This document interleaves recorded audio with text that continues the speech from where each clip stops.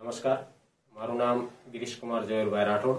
હું જૂના જસાપર પ્રાથમિક શાળા તાલુકો સાયલા જિલ્લો સુરેન્દ્રનગરમાં આસિસ્ટન્ટ ટીચર તરીકે ફરજ બજાવું છું.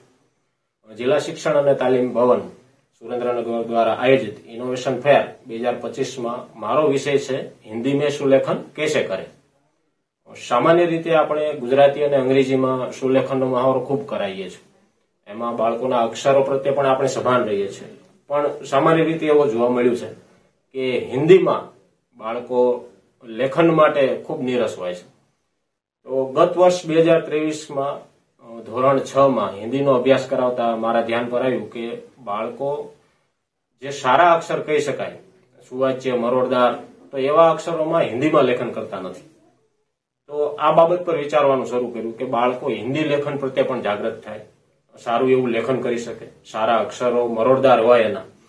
મહાત્મા ગાંધીજીએ કહ્યું છે ને કે ખરાબ અક્ષરો એ અધૂરી કેળવણીની નિશાની છે. તો મારા બાળકો હિન્દી વિષયમાં પણ કેમ સારા અક્ષરો ન કાઢી શકે, તો આ બાબત પર વિચારવાનું શરૂ કર્યું. થોડુંક મટીરિયલ પણ એની ઉપર વિચારીને કેટલીક ટેકનિક પણ વિચારી. તો સૌપ્રથમ કેટલાક ચિહ્નો, ત્યારબાદ હિન્દી, ગુજરાતી અને અંગ્રેજીમાં સામ્યતા ધરાવતા હોય એવા મૂળાક્ષરો, ત્યારબાદ નાના શબ્દો, સાદા વાક્યો અને આખરમાં ફકરા લેખનનો મહાવરો કરાયો.